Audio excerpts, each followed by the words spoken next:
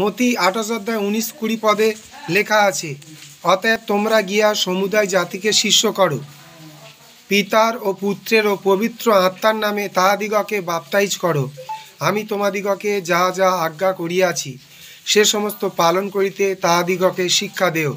আর দেখো, আমি যুগান্ত পর্যন্ত প্রতিদিন তোমাদের সঙ্গে সঙ্গে আসছি। এটা হচ্ছে মহান আজ্ঞা। আপনি প্রার্থনায় যাচ্ছেন, দান দশমাংশ দিচ্ছেন, সাক্ষ্য দিচ্ছেন, কিন্তু বাপ্তিস্ম নিচ্ছেন না।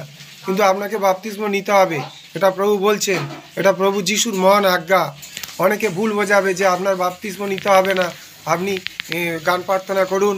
একটা দস্যু, সে তো বাপ্তিস্ম নেয়নি। প্রভু যিশু তাকে বলেছিলেন, অদ্বৈ তুমি আমার সঙ্গে পরম দেশে যাবে। সে প্রভু যিশুর সঙ্গে পরম দেশে গিয়েছিল, সে তো বাপ্তিস্ম নেয়নি। কিন্তু আপনার বাপ্তিস্ম নেওয়ার সুযোগ আছে, সময় আছে, তাহলে আপনাকে সেই মহান আজ্ঞা পালন করতে হবে। মতি 28:19-20 পদ। ঈশ্বর বাক্যে যেটা লেখা আছে সেটা মেনে চলতে হবে। অন্য কারোর কথায় কান দেবেন না। অন্য কোনো কেউ যদি প্রচার করেন, ভুল শিক্ষা দেন, সেই ভুল শিক্ষায় কান দেবেন না। ঈশ্বরের বাক্য, পবিত্র বাইবেলে যেটা লেখা আছে সেইটা মেনে চলবেন, বাইবেল অনুসারে জীবনযাপন করবেন। আপনাকে তাহলে বাপ্তিস্ম নিতেই হবে, কারণ প্রভু যিশু বলেছেন।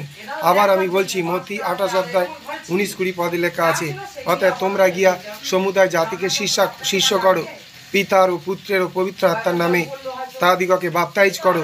আমি তোমাদিগকে যা যা আজ্ঞা করিয়াছি সে সমস্ত পালন করিতে শিক্ষা দেও। আর দেখো, আমি যুগান্ত পর্যন্ত প্রতিদিন তোমাদের সঙ্গে সঙ্গে আছি।